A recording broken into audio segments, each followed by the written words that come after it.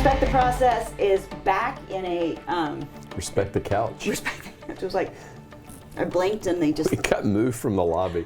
We're running people off. Well, and I told you we got business. a different location. I was like, they moved us to the parking lot. Yeah, No. I've had that happen before. I have too, and Yeah. so, but usually it's like every time I would walk up to a job I was doing and my key card wouldn't work, I'm like, that's it. That's how they fired me. Is they That's just right. cut off my key card and. Here Could we be am. worse. I'm sorry. Okay, but speaking of jobs, you went back to one that we're familiar with basketball starting this I did. past I didn't Monday. know. It took me You're a like- minute. I didn't know where you were going. No, yeah, back in. Yeah, it was fun.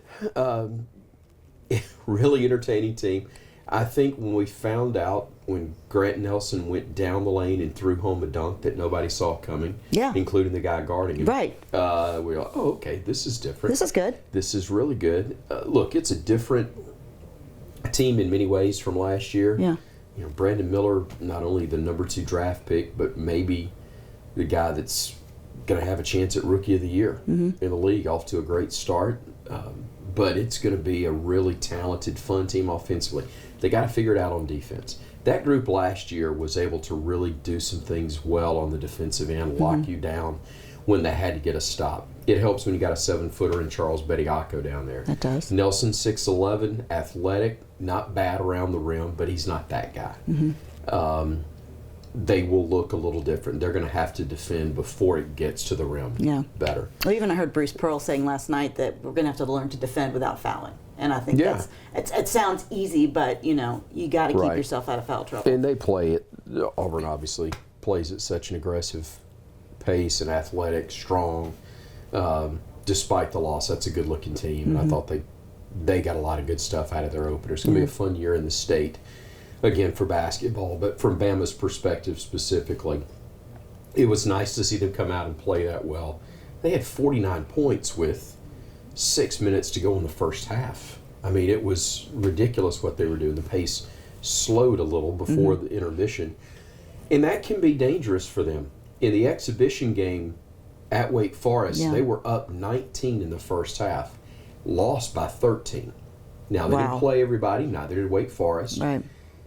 But this team has the capability of just going off offensively. What they've got to learn to do, and I think they will, is to make sure that the other side doesn't do that with their offense as well. If they get that figured out, this could be another championship season. Looking forward to it. We got Indiana State coming up on Friday. I do want to address the half-court shot. Yeah. Kid made the half-court shot and got a $200 gift card? Yeah, that's been a conversation piece for a while, that the half-court shot does not have the biggest financial purse attached to it. But the best part of the whole deal, and I've forgotten the specifics, so I'm not even going to name the barbecue companies that were involved, because I can't remember. Okay. But the kid wins a $200 gift card for making a half-court shot from a barbecue establishment. What makes that so good is the fact that his, I think, grandfather was the original CEO of a rival barbecue company. Oh my gosh, you can't plan that. So it was the barbecue equivalent of, Coke and Pepsi. You're the grandson of Jimmy Lee at Pepsi, and you win a contest where you get your supply Coke. So that'd be a tough one. I was like, $200? Yeah, that's it. We gotta pass the hat around, because that's an impressive. He got one shot. He got may have got more. I think it was a deal where you had to make layup, free throw, three, and then half-court shot. You may have 30 seconds for that. Okay. Regardless, That's pretty still nice. impressive. Pretty nice.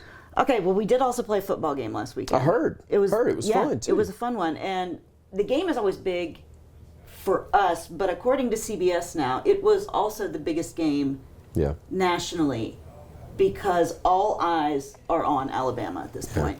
Peak viewership, I think, was at 9 million or over 9 million at one point in that. The average, I think, was at 8 beyond. It was an impressive number, and here's,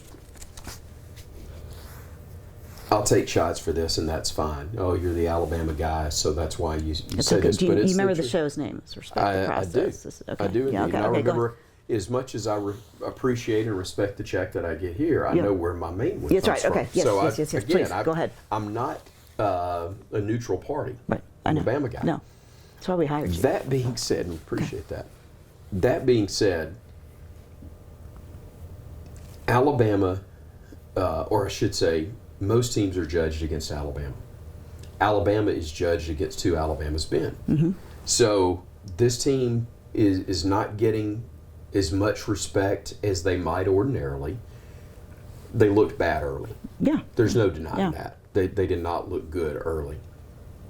The loss to Texas, the way they lost it, didn't look good against South Florida despite a win. Got better from each week since that time. Mm-hmm. But they're judged on the Bama scale, not in comparison to everybody else. Mm-hmm. And I think that's part of why they haven't moved up.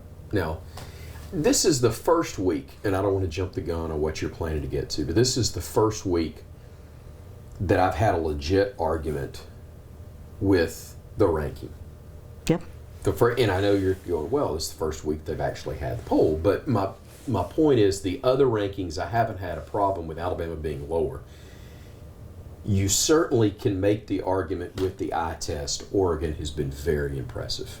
And they have been. Their only loss to a very good Washington team on the road, tight ball game, maybe a strategy situation that cost them that ball game, or they're sitting there undefeated, and it's Washington with one loss. That being said, I think the overall resume, if you strip the names off of them, Alabama has a better resume. Who Bama has beaten to date is more impressive overall than who Oregon has beaten. That all being said, Oregon's loss was on the road at number 6, or higher than that at the time they played them.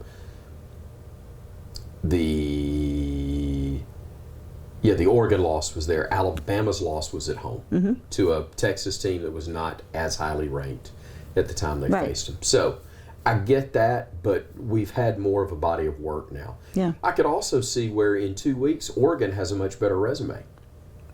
Simply because, and I don't know who they play. Yeah. Point being, the teams that Alabama has faced could lose. Ole Miss gets popped by Georgia pretty badly. Maybe.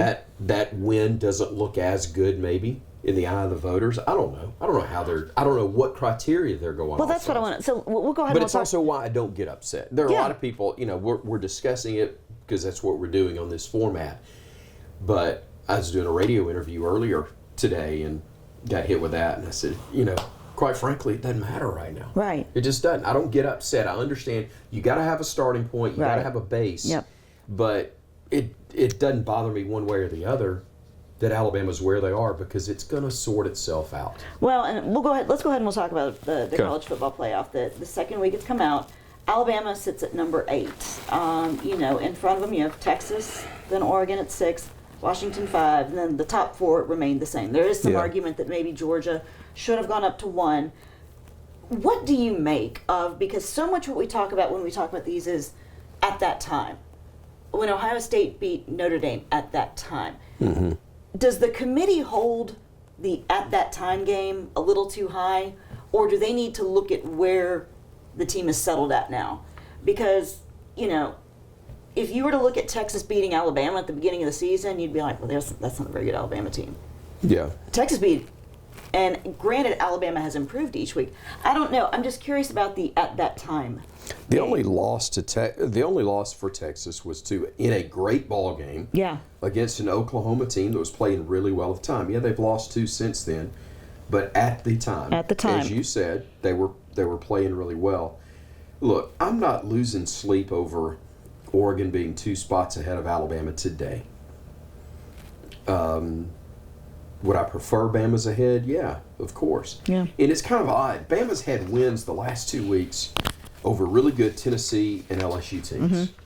Yeah. At the time, they played them. Two highly respected teams, and beat them impressively in both games. And I think those are teams that no one is going to take away at the end of the season and look back and say those weren't very good teams. No, I agree.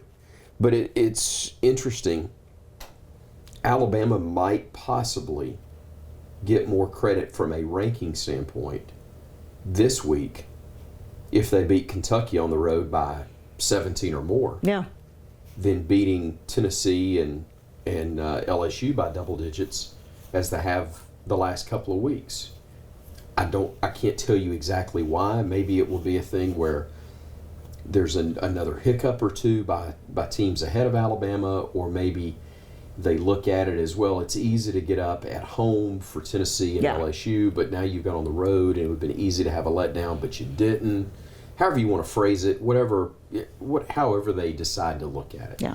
I think a win over Kentucky, if you play well, would resonate pretty impressive. Well, and again, 3 weeks left in the regular season too, so a lot is still going to shake out. There will be an upset. There will be an upset. Sure. At some point. And so you're just hopeful from Bama's perspective it ain't this week. It is, and again, for Alabama, you wish to control your own destiny, and that's the only thing you can do is keep going out and keep winning ball games at this point. Right. And looking back at the game this past weekend, Jalen Milroe went toe-to-toe with who is to be considered the leading candidate for the Heisman Trophy right now. Yeah. Obviously, he played his best ball game. This team is getting back to what we refer to as the Bama standard. Yeah. When you were talking about they are graded against the teams of the past, or what is considered to be what Alabama should be. And more specifically, we talked about this too, Jalen's being judged against the quarterbacks, the last 4 starters at Alabama, who are all starters in the National Football League. There's no such thing as training wheels at Alabama. Not right now, especially. Yeah. But each of those 4 guys is looked at and valued differently. Yeah, Bryce Young did it quick. Bryce was a star, won the Heisman in his sophomore year, his first year as a starter. Probably as good the next year when he was healthy. Mm-hmm. But as you said, did not have the supporting cast. Didn't have the supporting cast. And when you win a Heisman, you've got to be even better than you were before to win it again, because they start picking you apart. There's only been one repeat Heisman guy, as you know, and so that's part of why it's so tough to win it a second time. They judge you differently. Mm-hmm. But Bryce was a Heisman winner his first year to start. Jalen Hurts wasn't the starter his freshman year until after the USC game. Mm-hmm. He still, despite 26-2, lost the starting job. Yeah. Had to go somewhere else to be a starter again. Tua was not the starter at the beginning of his career because Jalen was ahead of him. And then you got Mac Jones, who, by the way, was a senior before he finally became a starter.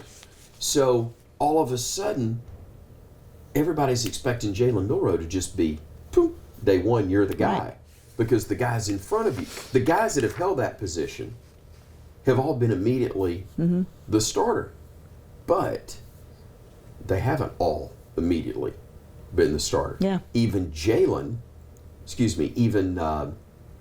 Bryce had to wait on Mac Jones. Everybody thought he would win the job over Mac. Yeah. But Mac won it as a senior, became Patriots starting quarterback for a while. So it's been really fun for me to see him develop and have the success that he's had. Because I like the kid. He's a really good young man, I think. Bounced back from the disappointment of losing the starting job, albeit briefly. Managed it well in the locker room, and just as importantly, in terms of how he dealt with Coach Saban afterwards. It's his team now. And Tommy Rees is learning how to call plays for him, just as he's learned how to be the guy in that spot. Well, and it sounds, it's like I'm stating the obvious here, but as Milroe has become more comfortable on the field, the offense is now able to become more dynamic, because now they're going to have to stack the box because you don't know if he's going to take off. And at that point now, you're going to have guys open. You're also getting more guys, I think, contributing. Yeah. Isaiah Bond Right. is becoming more and more of a threat. They respect Jalen's ability to run the football so well and punish you if you decide to get in his way. Yeah. The running backs are getting better. You've got 3 that you feel like you can count on. And look, Jalen's a running back. I mean, he's quarterback, but he runs it as well as any running back in the nation, including the ones in his backfield. So he's dangerous in multiple ways. So when you've got 4 guys that can run it, and really a 5th, we hadn't seen a lot of the 5th, but you got 4 guys, counting the quarterback, that can run it. You've got a growing list of receivers that are getting better. Your defense has remained solid. And despite 2 misses by Will, You had to say it, didn't you? Like, great. Okay. It did. Got it out of the way. Got it out of the system. Missed 2 kicks in a game where you didn't need them. That's really good planning on his part. Go ahead and get that off your back. But still, this team's playing its best football right now, which they needed to do with who they were playing. They've got physically and mentally 3 games that they've got to get through. Certainly the Iron Bowl being one of them. And if you take care of business, you're going to have a game in Atlanta that's going to determine whether or not you're in the college football playoff or you're in just a nice bowl game. Right. Well, are they, because we watched them after the game Saturday, they seem to now be playing with the kind of confidence that they believe they believe they deserve a shot at the top 4. Yeah. And look, they've played their way into that. It would have been foolish to declare that this was a rebuilding college year? Football playoff team when they barely escaped South Florida. Right. Okay? You just had to go to work at that point, and they did. They didn't just escape; they played well and beat Ole Miss. Glad we don't have to play them again. I won't play them again, and I'm glad that's the case. They were ready and handled business impressively in the second half against Tennessee and out of the gate against LSU, even though the lapse at the end of the first half defensively was uncharacteristic. But they made incredible adjustments at halftime in numerous games this year. The only one they haven't played better in the second half is the Arkansas game. So they've got, I think they're in a great spot, not just in terms of where they are in the standings, but just who they are as a football team and their ability to be very much not just in the mix, but to do something with it when we get down the home stretch. I love that we're, 10, 15 minutes into this and we haven't mentioned the defense yet, because I remember Saturday night, we were finishing the 3rd quarter, getting ready to start the 4th, and I looked at my husband, I was like, the defense is going to have to do something. It's like tennis where you have to hold serve. Right. The defense is going to have to do something to put this game away. And sure enough, they delivered right there in the 4th. And at that point, you're like, game's over. Yeah, it was great. That LSU offense is as good as advertised. Absolutely. And the fact that their quarterback would be as good as he was, and yet instead of Jaden Daniels, it's Jalen Milroe that was the SEC Offensive Player of the Week. That was incredible to see. Deserving, fantastic, but man, Jaden Daniels created some problems and then some. And glad Alabama found a way to get him on the ground as they did. You don't want to see anybody hurt, but been asked the question numerous times, and definitely didn't think Dallas Turner's hit was a dirty hit. Was it a tough hit? Yes. But I will also say, and look, I know I'm not able to give a neutral comment on Alabama players or Alabama team. I'm a broadcaster for Alabama who's been a fan of the Tide since I was born. So, I own that. But I will say, in all sincerity, I don't know how you defend a guy like Jaden Daniels without the risk of something like that happening. Yeah. You have to be at Yeah. full speed. You have to go at him Right. full bore. It is impossible to pull up angles, all that stuff. He is tough to get to, period. Right. And then in a millisecond, you're supposed to go, okay, well, maybe I don't need to hit him as hard, or maybe, I didn't think it was crown of the helmet. No, I agree. I agree. They get a chance to look at it plenty of times, and people who are unbiased can look at that, and they determine that it wasn't helmet to helmet, that it was just a tough hit. But has the SEC said anything? I know obviously Coach Kelly submitted it over the weekend. I just didn't know if the SEC had come out. And if you're on, and I get it, if it was flipped, we're going to see that differently. Just as Alabama, fans are still mad. Alabama, I saw it posted this weekend. Don't talk. The quote was somewhere along the lines of, "Don't talk to me about whether this should have been targeting or an ejection." And then they show the hits that were on Bryce Young last year by Tennessee, and go, and this wasn't even called roughing. Yeah. There was nothing flagged on this. Right. Nothing flagged on the kid from Tennessee who throws the forearm shiver to the head of Roydell Williams. Yeah. Those things happen. Sometimes they get missed. Mm-hmm. Sometimes the guys in charge of making the determination don't see it the way we see it. Yeah. But we can't see it unfiltered. Just as I love Alabama, there are people that watch it that hate Alabama, and there's no way they're going to give Bama those the benefit thugs out of the there. doubt. Yeah, no, I get it. That's how they're going to see it. That's fine. That's what fan means. It's short for fanatic. They are one direction. I am the other. And, I try to be reasonable. I try to be logical. I understand that's not always going to be the case. I would not have been shocked. I will admit this. I would not have been shocked if that call had gone the other way. Yeah. But I didn't think that it was an egregious error on the part of the officials to not call it beyond what they did. Right. So, with all of the enthusiasm, with all of the passion, with everything that was going on with this game, the celebration afterwards, I know that you've told me all the things that Coach Saban does after the game in terms of shaking every player's hand, talking to recruits, talking to the media. By the time he gets to you after a game like this, is he any different than after any other game? So I'll tell you one that... I just want to, because is he even Steven? He's pretty much the same, but it's kind of a running joke for those of us that do the TV show. Coach normally, we will have been waiting anywhere from 45 minutes to an hour plus after the final whistle in order to get him to take the TV show. And we've all been up there waiting, which is fine. We get it. It's not a complaint. It's just reality. Yeah. But it never fails. At some point, Coach will say, "All right, guys, let's hurry up. It's been a long day." Coach, we've been waiting on Tell us about it, Coach. We've been waiting on you. Not that he's been killing time, but it's just funny because he's in a hurry. Come on, let's hurry up.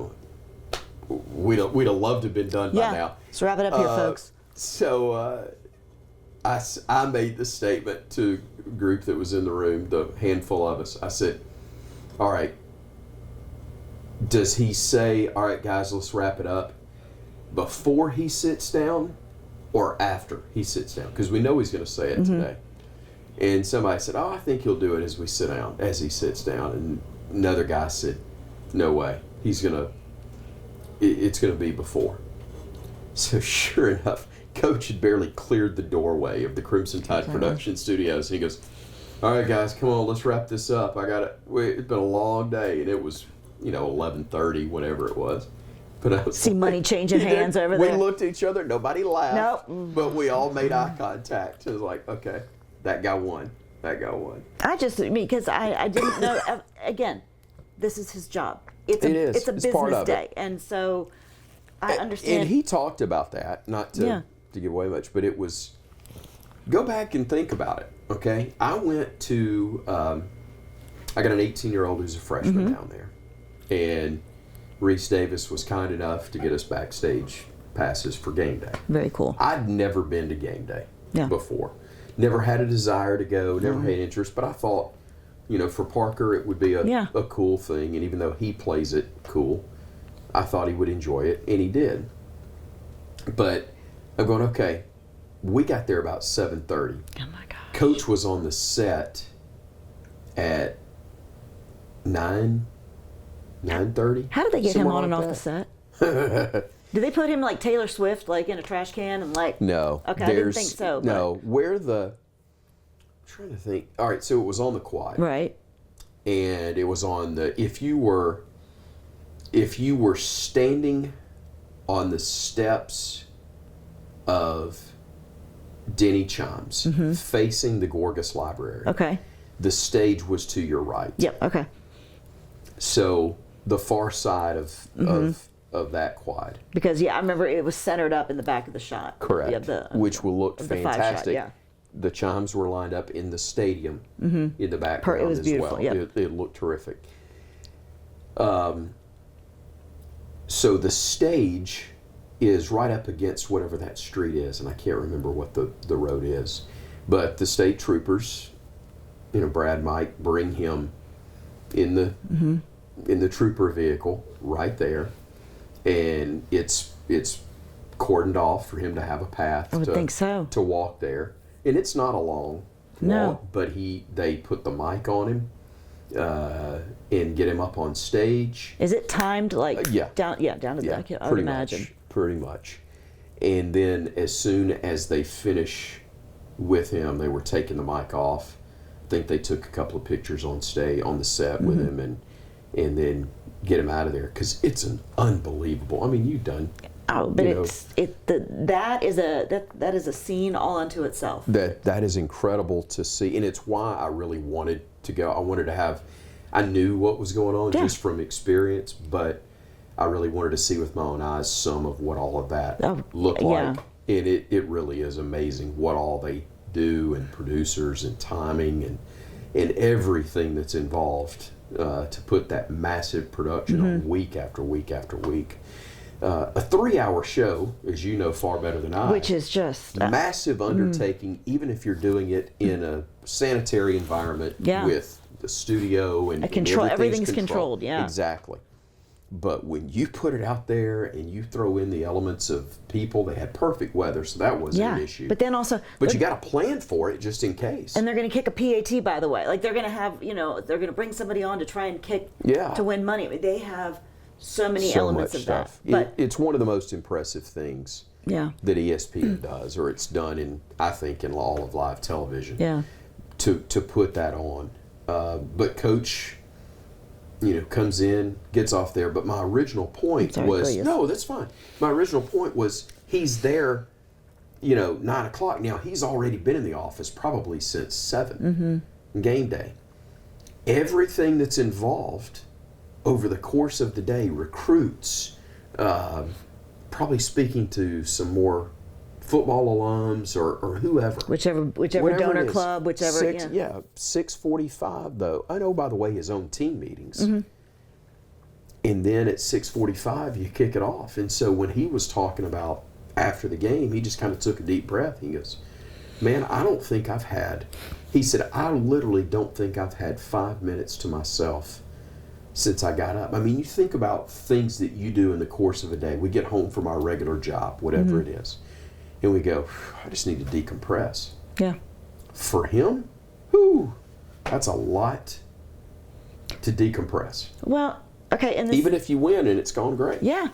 So as someone who literally controls down to the minute what he does on a daily basis, I mean, he is a regimented person. Right. He plans for everything. As you told, he had planned for the solar eclipse, that if that were to somehow affect the vision or affect the game, they had a plan for that. Do you think he has written the script as to his exit? And the only reason I ask this is because his good friend, Bill Belichick, is struggling this year in the NFL. Yeah. Struggling mightily. And they are good friends, as we know. I just wonder if watching his friend like that, and also with the level of control that he executes over everything he does, if in his mind he has written the ending to this. Because it's Alabama, there's the natural correlation with Coach Bryant for him, because that's the only peer that Coach Saban has in the game, in my opinion. Different time, different era. And I remember in reading the books, but also the little bit from my childhood at the end of Coach Bryant's tenure, him making the statement, and I think he made this one more in the early 70s than even at the end of his career, but he had said something along the lines of, people won't need to tell me when it's time to go, I'll know.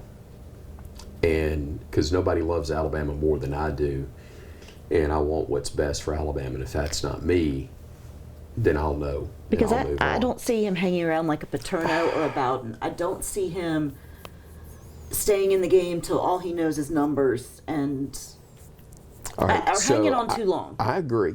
I agree completely. And by no means am I saying that I have any insider information. I just think that he has to have written. But here's the thing. He turned, what, 72 the other day? 72, I don't think he knows what he'd do if he wasn't. Well, and he said that before. Yeah. He literally said that last year. Yeah. What would I do? This is what I love, and this is what I enjoy. His health is good enough to still do that. Coach Bryant was gone by the time, Coach Bryant died at, 69? Coach Saban, thank goodness, still in great health. Coach Bowden was how old when he hung it up, though? Was he 80? I think he was in his 80s. He was close to 80. I don't think he was, but he was close. But I don't think he was 80. Maybe he was. We'll put our intern on That's right, yeah. Fact check that for us. Yeah. Thank you, check that. My point is, he's not all that far away from the number of those other guys you referenced, but man, does he look different, because thank God he's in great health. Without question. Looks great, feels good, and still winning. And to me, it's one of the things that has made it possible for him to stay at Alabama as long as he has. The guy always strikes me as somebody who needs a challenge. Mm-hmm. I've got to have a fresh challenge. Well, earlier in his career, that fresh challenge would come somewhere else. Because of how things have changed with the rules of the game, allowing the hurry up, no huddle. Mm-hmm. Then what's happened with NIL and other things as well. He's had all of those challenges present themselves where he was. He didn't have to go somewhere else to look for a new challenge.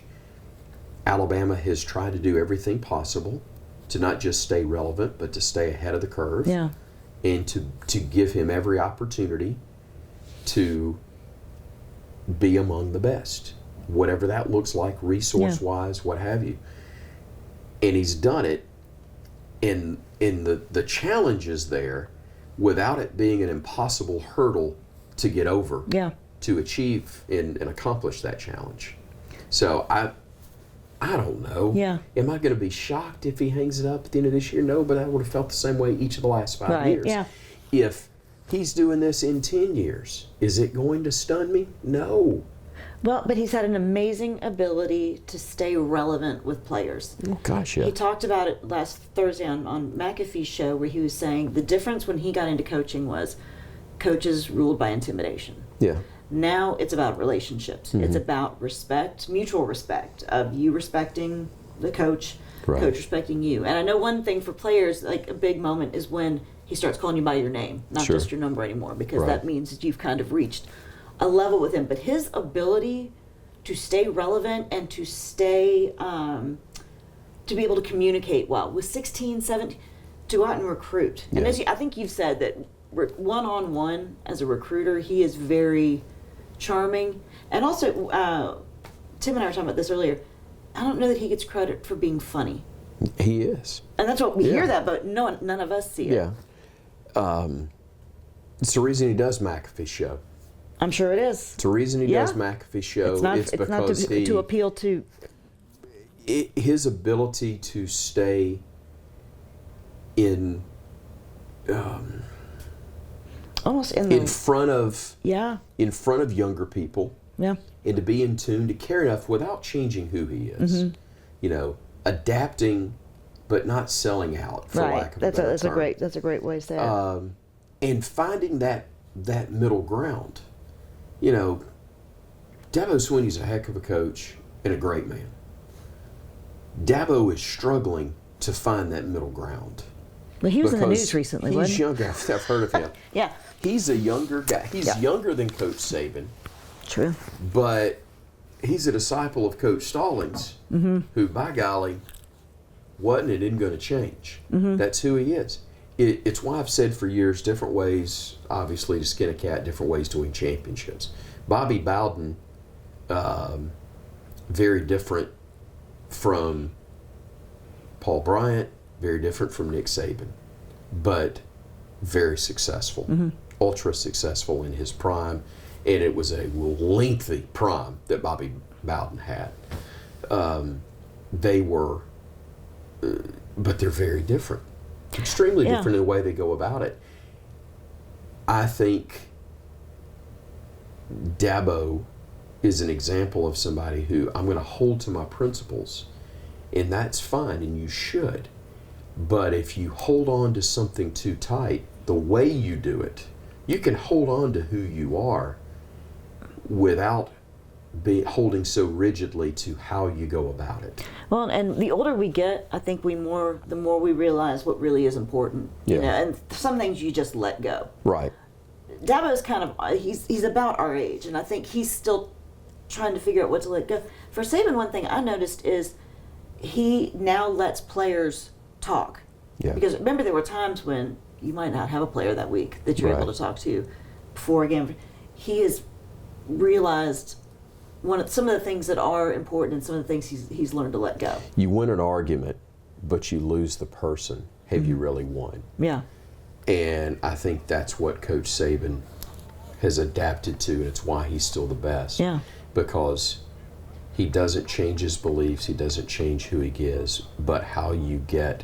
This was the example. He used to think that why was an insult. You know, he grew up in a generation, as I did. Yeah. You didn't question. If it was told you to do this by an authority figure, you went with it. Yep. It was gold, and you didn't dare question it. He goes, if you asked why, if you're a kid especially, your dad was probably going to pop you for asking why. I was guilty of that as a father.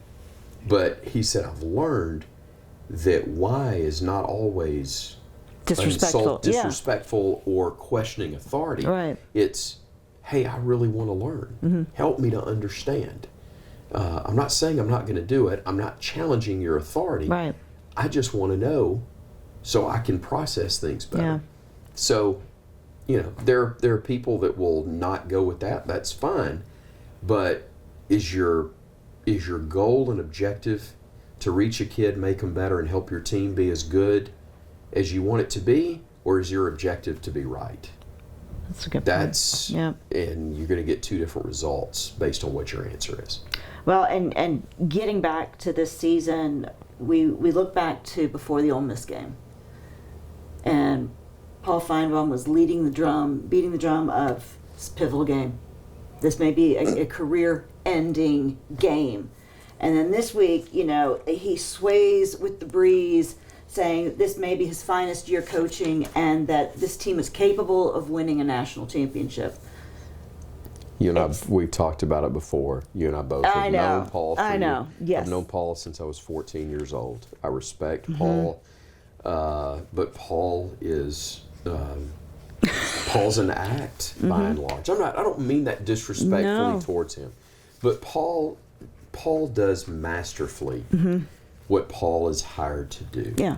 And that's to draw eyeballs, to draw ears, and to move the needle. And then the very next day, he has the inane ability of making the people that he's just worked into a frenzy forget that that's what his argument was or not care, and they're going to turn around and argue with him the very next day. Paul's being Paul, and that's great. Yeah. Paul's made a lot of money being Paul. Ain't nothing wrong with that. No. But I'm not going to sit here and sweat what Paul says because Again, However, I'm going to agree with him on one point, that I do think this is a great year of coaching. I agree with Paul on a lot of points. I think that he really has done it. Saban has done an incredible job coaching and shielding this team, as you said earlier in the season, that when everybody's against Alabama, he's the first one to stand with them. And I really do think this team is probably a very tight-knit group because they really have had to battle to get where they are right now. Right. And he handled them, we talked about this, he handled them somewhat with kid gloves early because he knew it was a fragile team trying to figure it out. Yeah. Now he can coach them like he normally coaches them. You know, he talked about Miss Terry say you need to get on their ass. Well, he's gotten on their ass. Yeah, he burst a blood vessel. vessel. But they can that's right. Heard about that, About made his eyeball explode. That being said, he couldn't do that. No. In week 1 and 2 at the level we're accustomed to. Yeah. But he knows now they can handle it, and they need it, and they know they can handle it. Look, I don't know what will happen this weekend, but I'll be surprised if they don't play well. I think it would be very difficult to play for 4 quarters at the level they did in their last ball game. Yeah. But I think they can. I think they're that much better than Kentucky. I think they can win this one comfortably. Well, last game they were on the road. That was Texas A&M. Was last game they were on the road, right? Bama? No, Mississippi State. My point in being, you're right. They've been home for a while. Yeah, they've been home. They've been able to get comfortable. Trying to remember when I did play-by-play last, but it was Mississippi State. Yeah. So headed to Kentucky, 11 o'clock kick. We know that Kentucky's going to bring some chaos. As Coach said on Monday during his press conference, this is an entirely different team than what we've prepared for the past few weeks. And so, they need to come out and they need to just take care of business, obviously, in this one. But, there are just a lot of different factors in what they've had the past couple weeks now. Yeah, a lot of different things. And, again, get through this one. Yeah. Get through this one.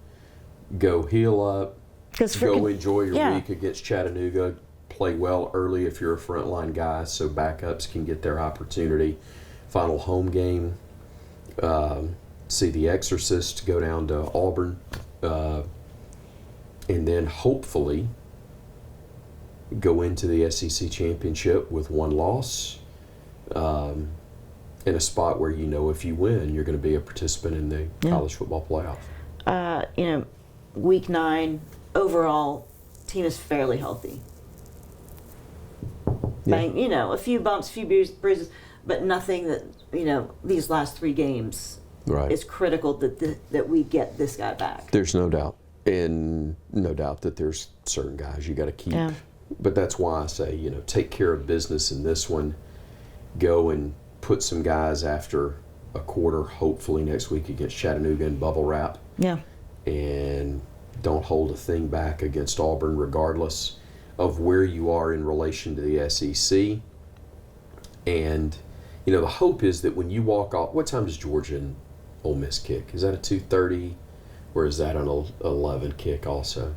I can't remember. I don't either. Point is, you're not going to have a game starts any earlier than yours. And so hopefully when you walk off that field in Lexington, you're Western Division champions. Yeah. It's wrapped up, sealed. You're there.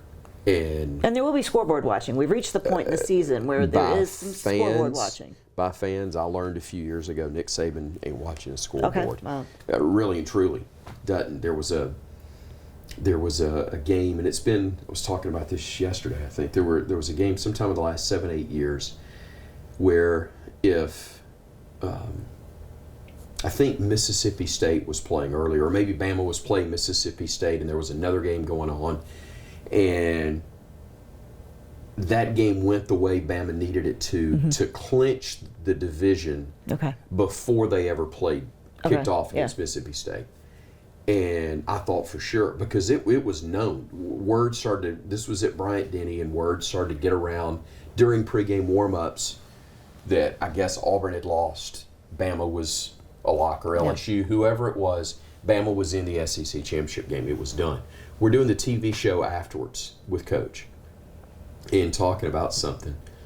And he goes, Auburn lost? He goes, wow, so we were in Atlanta anyway. And I realized looking at him, he didn't wink at me. He wasn't yanking my chain. he was dead serious. He was so locked in on that game, he didn't know that a game that had already ended factored in. Same thing with that 200th win that he didn't know about a couple weeks ago. Yeah. Okay, so we've got you on the call this weekend with Alabama going to Kentucky with the 11 a.m. Central Time kickoff. Mm-hmm. What about basketball? When's your next basketball call? Tuesday of next week, I think. We play South Alabama. South Alabama, that's right. Yeah. You had that and Mercer coming up as well. Our good friend, Jim Dunaway, will be doing the play-by-play for Alabama basketball Friday night. Indiana State Sycamores? He's got the Fighting Larry Birds. Yes. Yep, so great that we'll have Jim on the call for that one. Fun. With Brian. Okay. And it'll be in great hands, and glad that we can keep a Montevallo guy on the play-by-play for Alabama basketball. Make sure you get that on the seat there. And that'll be Falcon Hall of Fame seat. I know. That's what it is. I know. I have to. I know you don't have a favorite. It's probably like children, where you're like, I don't have a favorite sport to call, but basketball is just. I mean, it's radically more fast-paced and just a used to be. Well, you know what? It didn't used to be. Okay. There were times, and again, not a shot, but Anthony Grant era, there was a slower pace. Times during Avery's, but it's fast with Nate Oates. However, football is so much more fast-paced than it used to be. The hurry up, no huddle has changed that dramatically, and I think it does help me to call that better with the pace and tempo that basketball has. But I've done basketball literally since I was 18 years old. Yeah. I didn't do my first football game until the next year. And even though I've only missed maybe in all those years since 1989 when I did my first football game, I may have missed a total of 5 seasons. Mm-hmm. Somewhere mixed, interspersed. I may have missed 5 total seasons where I didn't do any games. Even though I don't think that's that high. Still, because there's so fewer games. Yeah. You know, basketball, you get more reps. Yep. And frequency. You're going to have 2 and 3 a week too. Exactly. Yeah. It's what I played in high school. Mm-hmm. You know, played Pee Wee football, but didn't play beyond that. So, basketball is what I'm more comfortable with. But I love calling a football game. You know, the opportunity to call a game down the wire, and because it's Alabama. Yeah. It's different. Have you ever called hockey? Never have. I left that for Eli. Gosh, Leave that for Eli. That is a fast pace. That's one that it is. Now, I grew up watching hockey, and I was a huge original Birmingham Bulls fan when Gary Sanders was doing the radio. Wow. And Tom Roberts was his color guy. Tom Roberts doing color for hockey. It was awesome back in the mid 70s before Eli took over for Gary. I loved it. I loved you know when it was the equivalent of the NHL because WHA and NHL merged. I'm not talking minor league. I'm talking about top level pro hockey. It's what I grew up going to in Birmingham in the late 70s, and it was really, really cool. But I've never done hockey game. There was a couple of years where I thought I was going to get a chance maybe for the Alabama club hockey the club team. And I've been to some of their games, but never done that. I will never forget. I was at a basketball game. I think Auburn had come up to play a game. It was maybe around Christmas or something, and they played the BJCC. Mm-hmm. And I was sitting there, and I literally thought I was like coming down with the flu or something. I was like, I'm so cold. What is wrong with me? Oh my gosh! And then I figured I realized they just put the court over the ice. Yeah, that's it. And I wasn't really coming down with the flu. I thought there was something wrong with me. I was doing Birmingham Southern their first year of their brief Division I tenure. Mm-hmm. Yeah. And they were playing Ronnie Arrow's Texas A&M Corpus Christi team. You remember Ronnie was a coach at South Alabama. But he'd gone to Texas A&M Corpus Christi. And we played in the old Civic Center. Mm-hmm. And it was the same type thing, you know, not plywood, but a thin plastic or something over the ice. But it was so thin, so bad, so old that I looked. I was like, no wonder it's cold. Your foot is literally on the ice, Chris, wearing loafers. Mm-hmm. The thin sole of the loafers, because there was a hole in what they put over the ice. So my foot was literally scraping on a block of ice during that. Yeah, that's not fun. Great seats, but Great seats, be sure buddy? and bring a jacket or two. Yeah, I know. Okay, well, we will listen for you, look for you. We can always find you at Chris Stewart on Chris 2S. I know, Chris 2S. ChrisStewartOnline.com. Radio coverage starts at 8 on Saturday. Roger will get it started for Alabama and Kentucky. And You go up Friday? we're actually going up Thursday. Thursday? We go up early Okay. and scout it out, and looking forward to seeing everything. It's a great place to go. Yeah. It's kind of like Nashville in that good city, pretty area, Yeah. especially this time of year. A lot to see as you take the drive. Mm-hmm. Excuse me, but I'll have the intern hit the cough button on that. Usually come out with a win Yeah. as well. That's what makes it nice, kind of like Nashville. I know. Okay. Well, we can't leave without getting a good one. From LSU carrying over into Kentucky this weekend. Roll Tide. Roll Tide. For Chris Stewart, I'm Kelly Hunter. In our new set, That's it. maybe we'll see where they have us next week. Broom closet. We're giving everyone a tour of the building slowly as we make our way through. Because I'm getting malaria. Exactly. Okay. See y'all next week. Take care and respect the process.